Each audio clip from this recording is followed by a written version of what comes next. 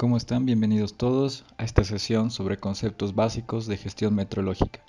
Mi nombre es Oscar Diego Viedo Gamboa, soy especialista en metrología y control estadístico de procesos en representación de Técnica Oviedo, una empresa dedicada a brindar servicios de metrología industrial y control estadístico de procesos en todo el país de Bolivia. Un especial saludo a Carles Hoffman y a sus estudiantes, a quienes dedico esta pequeña sesión y a quienes invito a permanecer en contacto mediante el mail o mediante Carles. El objetivo de esta sesión es poder comprender la necesidad y los beneficios de las empresas al implementar un sistema de gestión metrológico.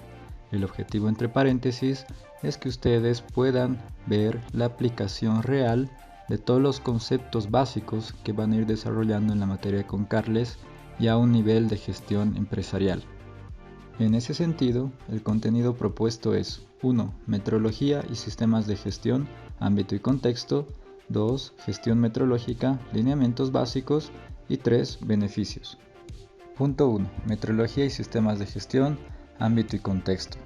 La metrología puede ser definida como la ciencia de las mediciones, siendo que medir es comparar.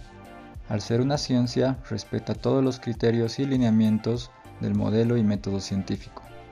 Recapitulando la historia, podemos comprender que la humanidad siempre tuvo la necesidad de cuantificar y de comparar propiedades físicas de su entorno, como por ejemplo ir entendiendo cuán largo es el camino para ir a recoger agua, cuán alto es el árbol que me está dando sombra, cuánto tiempo dura un día y cómo lo puedo medir.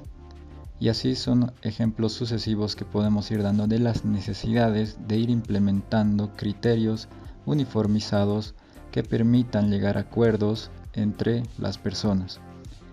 Desde este entonces hasta ahora hubo un camino muy largo de desarrollo científico que nos permite ahora gozar de un sistema internacional de las mediciones, el cual define 7 magnitudes internacionales sobre las cuales la humanidad basa todas sus mediciones.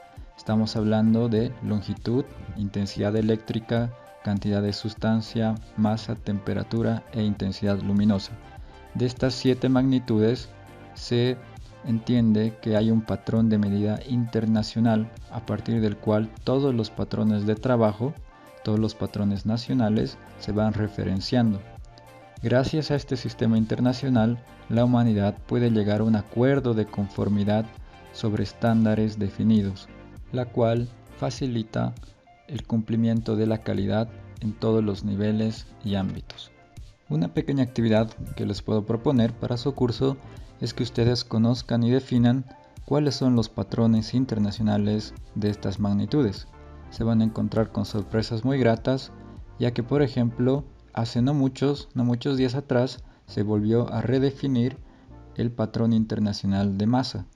Y ahora la propiedad física a la cual se refiere no necesariamente va a estar ligada a una cantidad de materia como nosotros llegaríamos a pensar, sino va a estar ligada a otra propiedad física la cual es muy interesante que ustedes puedan comprender y yo les animo a que puedan estudiar. Desarrollando el ámbito y contexto, vamos a hacer un análisis de lo general a lo particular recursivamente. Primeramente vamos a analizar la legislación boliviana como ejemplo. Los invito también a revisar la legislación de su país, donde seguramente nos vamos a encontrar con principios o leyes muy similares.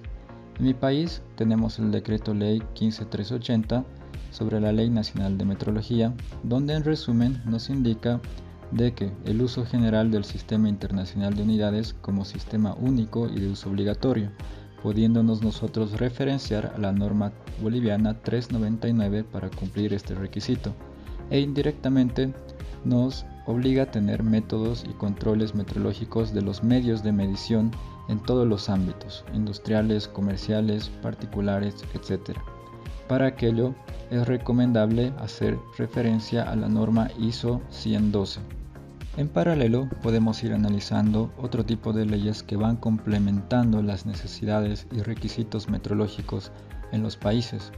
En mi caso, por ejemplo, podemos analizar la Ley 453 General de los Derechos de Usuarios y Consumidores, donde resalta que Los proveedores están obligados a suministrar productos o servicios en condiciones de inocuidad, calidad y seguridad, siendo responsables en el ámbito penal, civil y administrativo del riesgo o daños causados.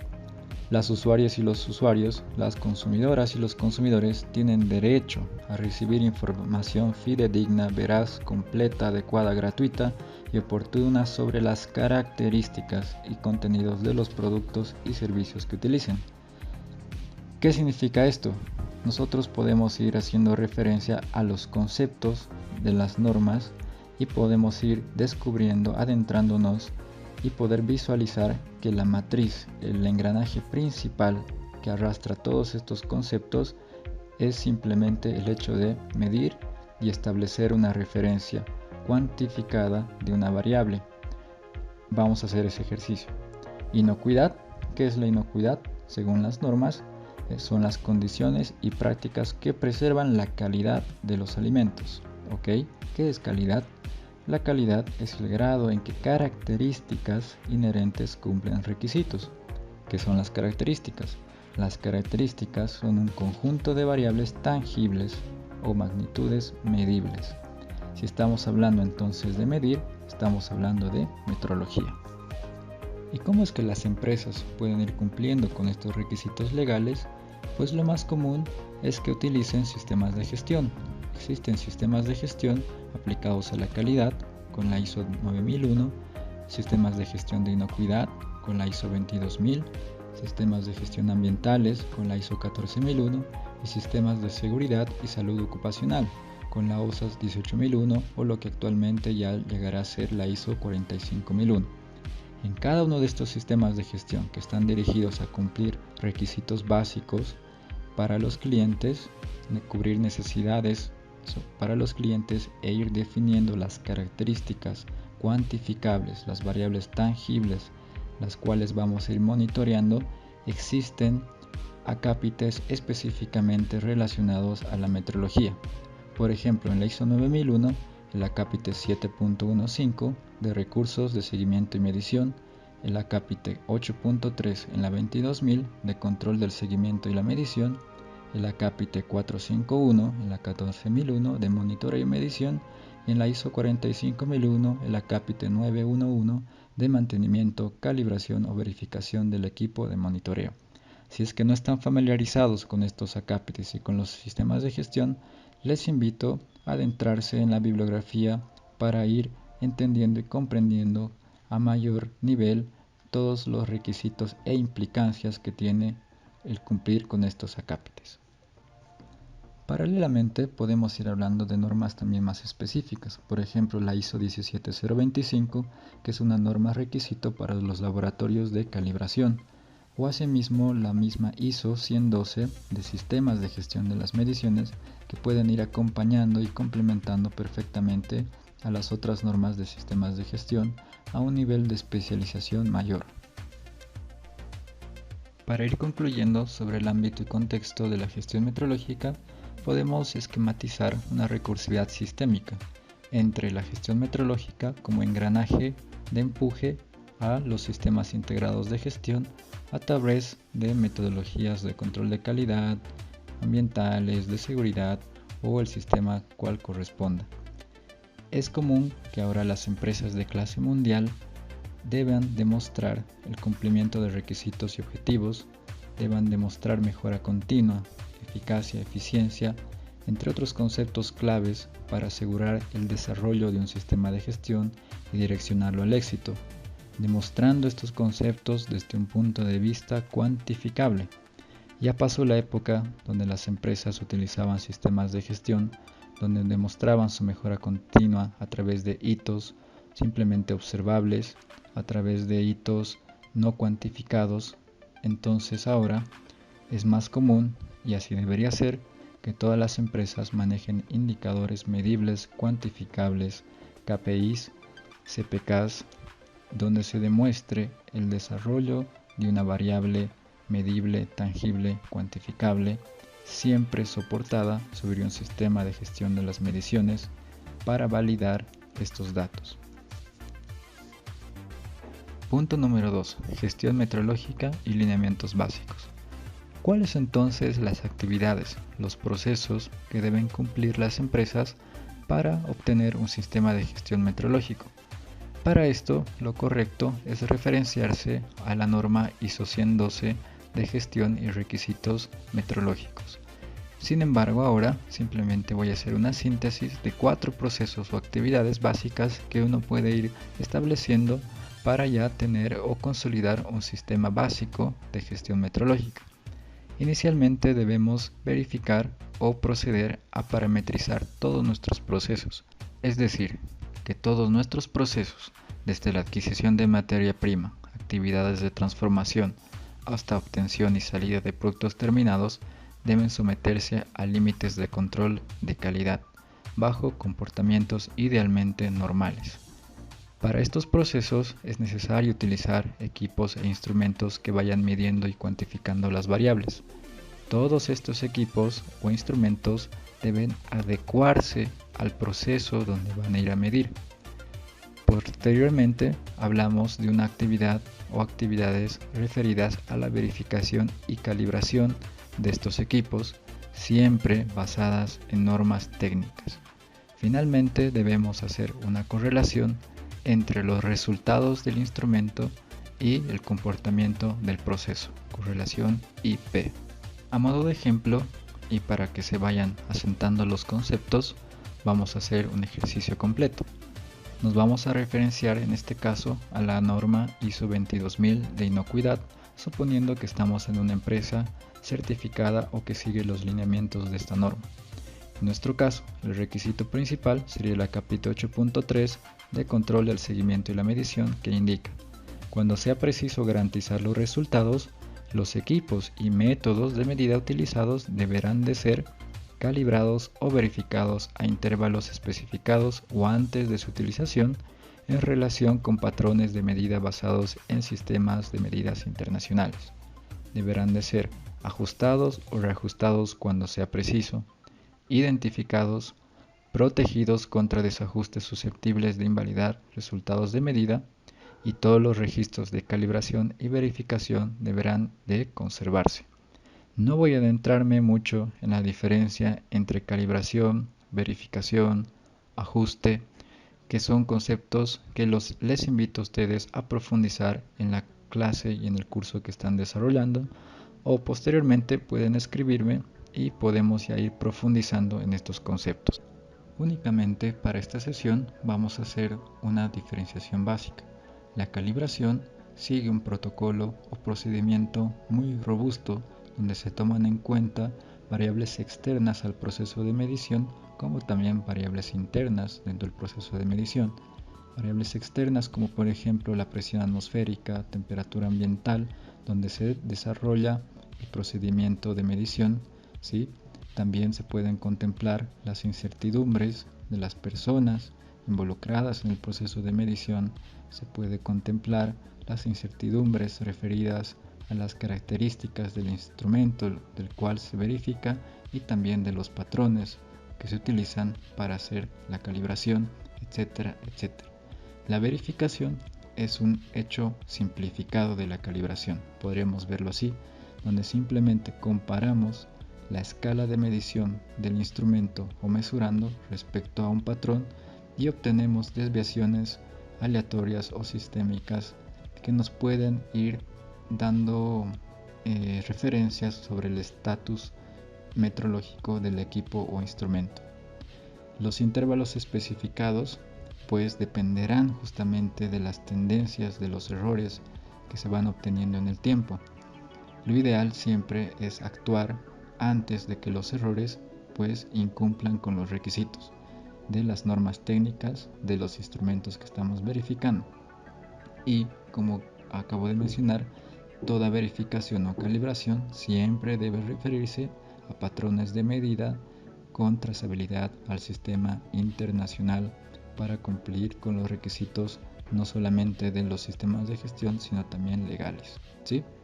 El ajuste o reajuste hace referencia a que cuando nosotros encontramos escalas de medición desviadas o con comportamientos metrológicos errados, que demuestren algún tipo de conflicto en el desarrollo de la escala, como por ejemplo propiedades de histéresis, desviaciones no lineales, etc., se debe proceder a ajustar la escala de medición para que las desviaciones sean lo mínimo posible y coincidan en lo más posible a los valores de los patrones, ¿sí? Entonces, el hecho de intervenir el equipo para reajustar la escala de medición hace referencia a esta idea de ajuste. Todos los equipos tienen que estar identificados, ¿sí?, para ir obteniendo la trazabilidad dentro del sistema de gestión de las mediciones, y deben estar protegidos contra desajustes susceptibles que invaliden los resultados de medida. Estos desajustes usualmente se dan por mala operación o por malas condiciones de operación del instrumento, ¿sí? Entonces nuestro sistema, mediante nuestros procedimientos, debe precautelar que no ocurra esto. Y como todo sistema, todos los registros de calibración y verificación deben conservarse ordenadamente para ejecutar los protocolos de trazabilidad. Siguiendo con nuestro ejemplo, podemos visualizar que todos los procesos de transformación están referidos a variables de control, ya sea momentos de manipular, recepcionar la materia prima, empezarla a transformar como un producto en proceso, hasta obtener los productos terminados. Durante todo este recorrido nos vamos a encontrar con variables de calidad que nos van a ir permitiendo monitorear y mejorar continuamente estos procesos. La pregunta que siempre está por detrás es: ¿qué es lo que vamos a medir? ¿Qué es lo más importante para nosotros y para nuestros clientes? ¿Cuáles son las características que debemos ir asegurando de nuestro proceso? ¿Sí? ¿Cómo y con qué vamos a medir? Y finalmente, ¿cómo interpreto el resultado de medición? Siguiendo esta lógica que hace referencia a los procesos que había indicado inicialmente, la idea es que toda decisión que vayamos obteniendo incremente la calidad y disminuya el costo, ¿sí? Para mejorar debemos controlar, y para controlar debemos medir. Este es un principio básico que sigue el lineamiento de gestión metrológica. El primer proceso que yo he propuesto hace referencia a la parametrización del proceso. ¿Qué significa esto? Pues los estándares están siempre ligados a causas asignables, como por ejemplo, si tenemos en control el factor humano, si tenemos en control el desarrollo y performance de las máquinas, si tenemos bajo control la afectación del entorno sobre nuestros procesos, si tenemos en control las características de nuestros materiales, si tenemos en control nuestros métodos, si tenemos en control nuestras medidas, vamos a con seguridad obtener un proceso estándar bajo un comportamiento normal. ¿Qué significa esto? Que este comportamiento normal nos va a permitir establecer límites de control óptimos bajo los cuales el proceso se debe desarrollar y continuamente ir mejorando. Para lograr esto, inicialmente se debe hacer un diagnóstico de normalización de datos en base a datos confiables, datos fiables, que obviamente van a estar referidos a un instrumento que trabaja bajo una norma metrológica. Después de este diagnóstico de normalización de datos, y si corresponde, se pueden establecer los límites de control.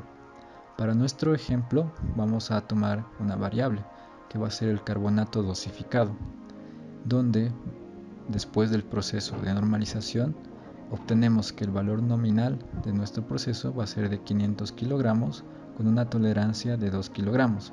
¿Qué quiere decir eso? Que yo puedo ir dosificando carbonato con una precisión de 500 más menos 2 kilogramos, ¿sí? Siendo mi límite de control inferior 498 y mi límite de control superior 502.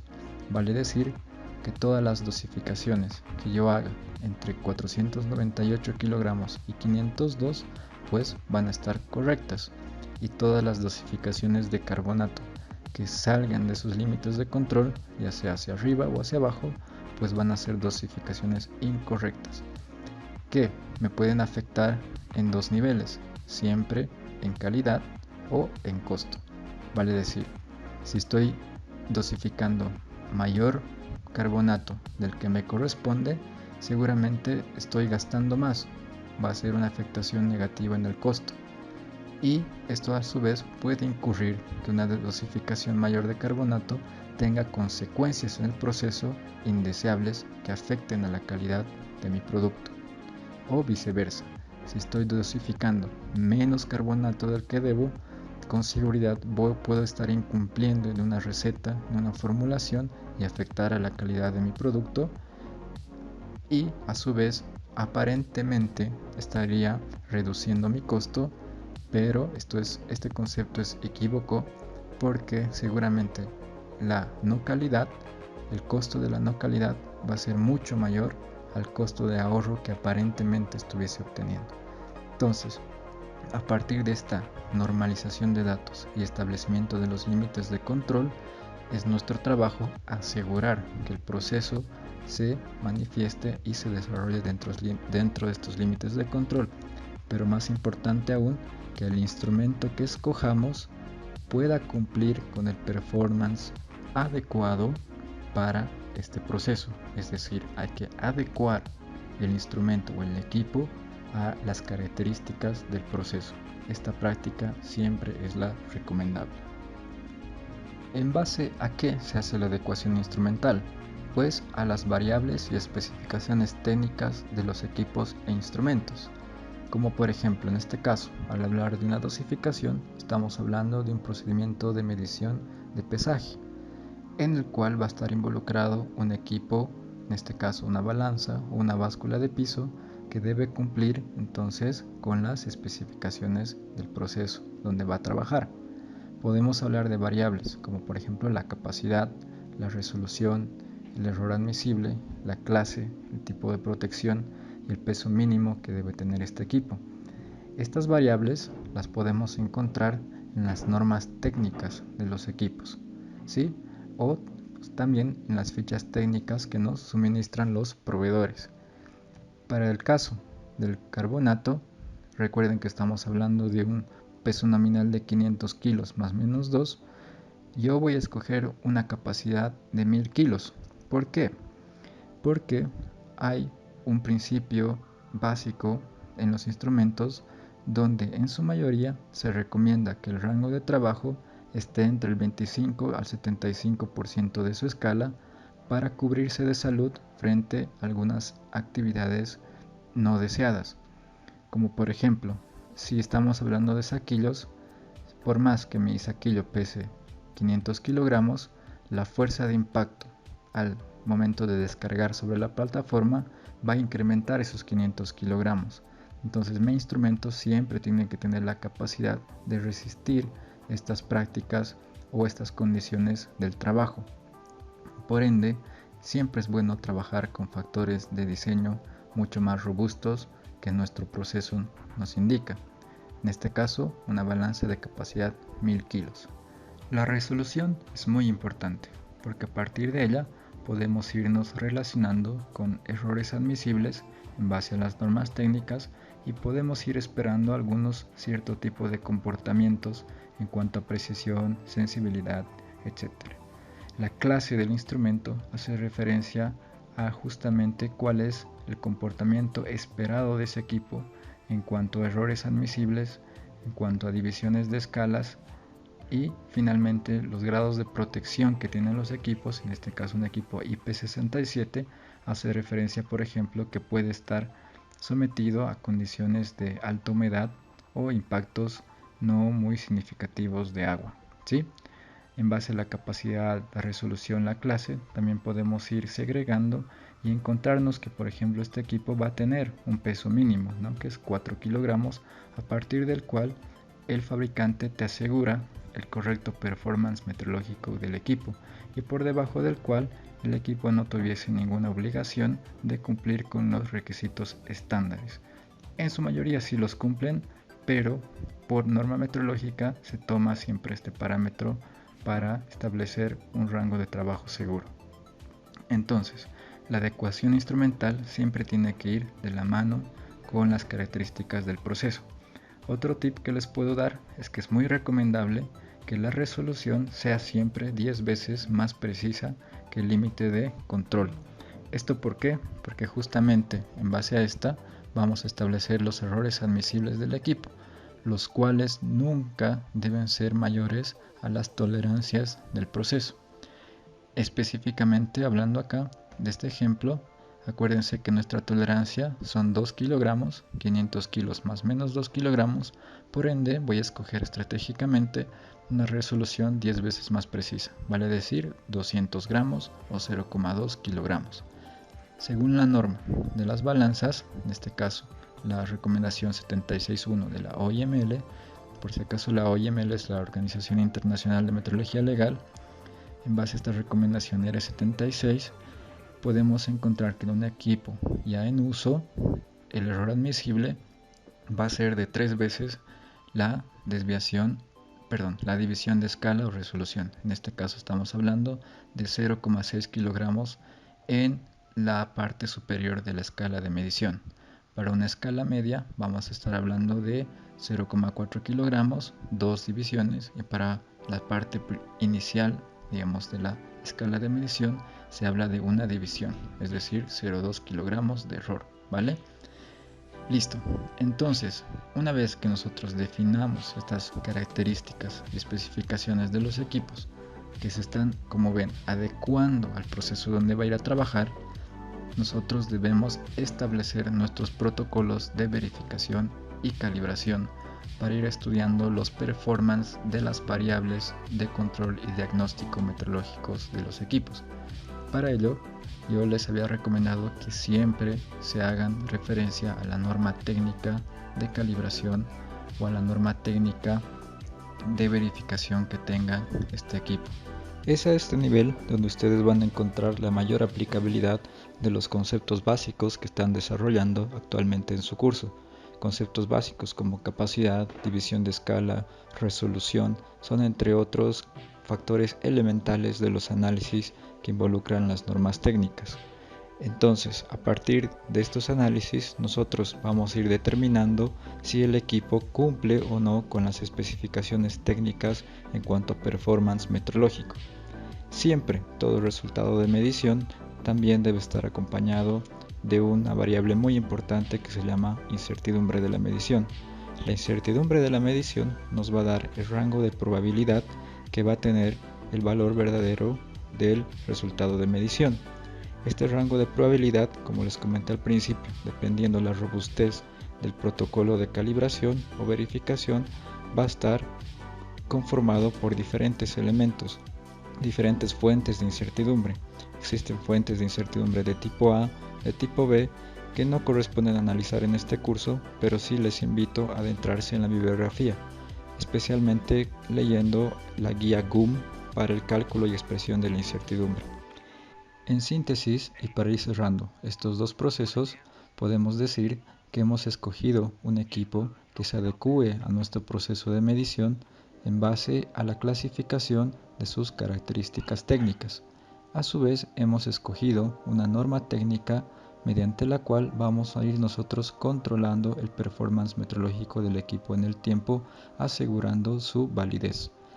Es recomendable que en base a estas normas técnicas nosotros elaboremos un propio procedimiento interno de nuestra organización en base a las capacidades técnicas que dispongamos. Como último proceso, de estos cuales yo les presento para ir estableciendo un sistema de gestión básico de control metrológico en su organización, yo les propongo la correlación IP. La llamo así porque es una correlación entre el resultado del instrumento y las características propias del proceso, donde nosotros vamos a ir confirmando y validando que el instrumento no afecte, o vamos a ir calculando y analizando el grado de afectación que tiene el equipo o el instrumento sobre el proceso donde éste trabaja. Recapitulando, para nuestro ejemplo, recordemos que estamos con un proceso de capacidad nominal 500 kilogramos con una tolerancia de más o menos 2 kilogramos y hemos escogido un instrumento de resolución 0,2 kilogramos con un error admisible de 0,6 kilogramos. En base a esto, y para comprender definitivamente la correlación entre el instrumento y el proceso, vamos a analizar dos escenarios. uno no óptimo y uno óptimo.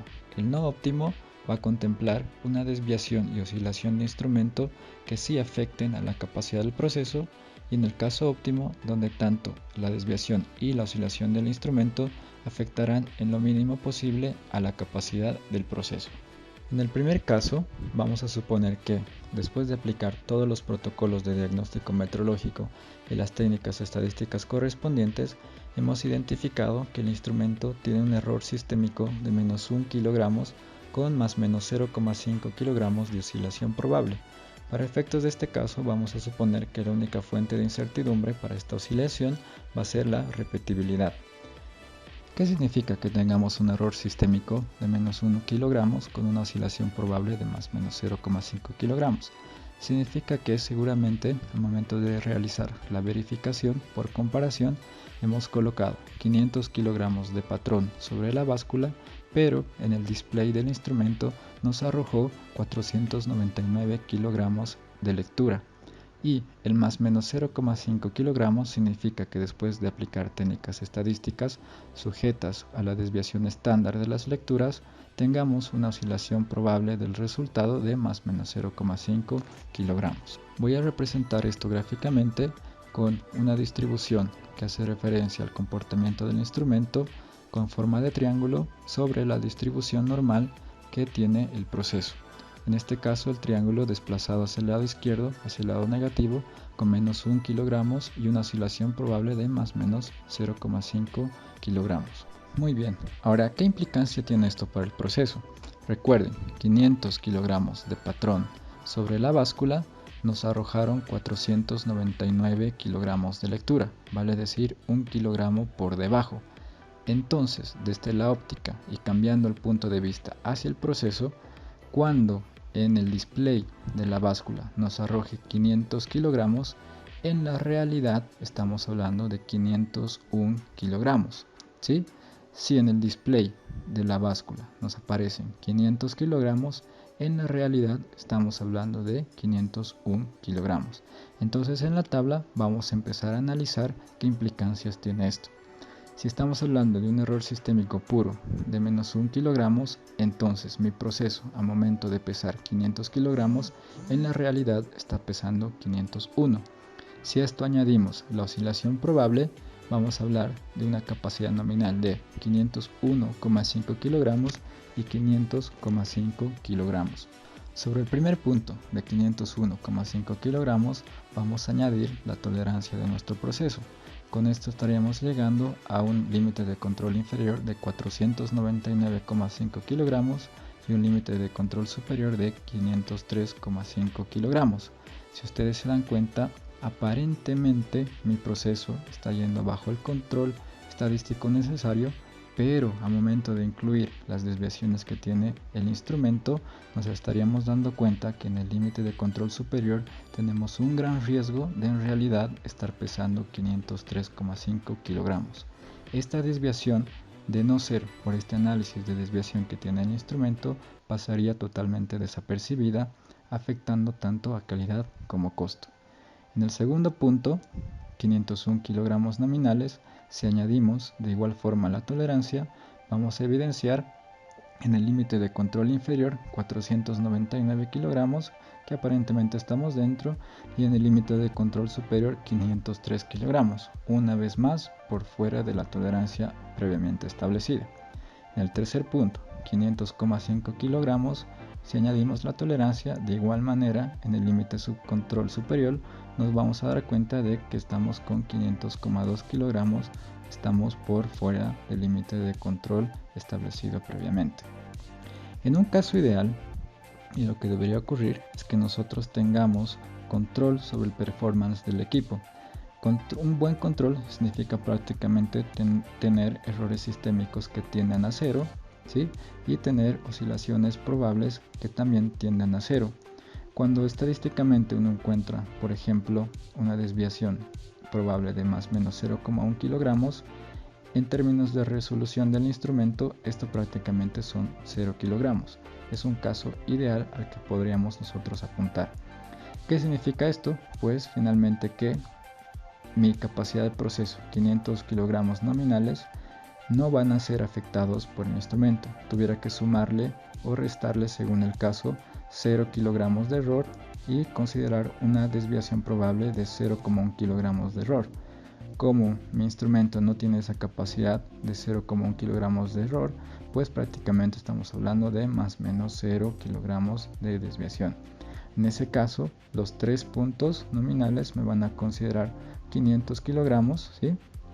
Y con las tolerancias de igual forma vamos a llegar a 498 y 502 kilogramos de límites de control inferior y superior sucesivamente, estando pues dentro lo tolerable. De igual forma que el primer análisis, les invito a ustedes a jugar con los errores sistémicos, pudiendo por ejemplo colocar en vez de menos 1 kilogramos el error admisible de 0,6 kilogramos, tanto positiva como negativamente, y también jugar con la oscilación del instrumento, ir creciendo de 0,5 kilogramos por ejemplo a un valor mayor de 1 kilogramo o a un valor menor de 0,2 kilogramos. En base a estos valores ir obteniendo tanto los valores nominales, los límites de control inferior y superior para ir analizando las afectaciones del instrumento sobre el proceso. Haciendo esos análisis nos podemos tomar con más de una sorpresa. Sucede que, por ejemplo, como en este caso, a veces el error admisible del instrumento, siendo 0,6 kilogramos, sí tiene afectaciones sobre el proceso.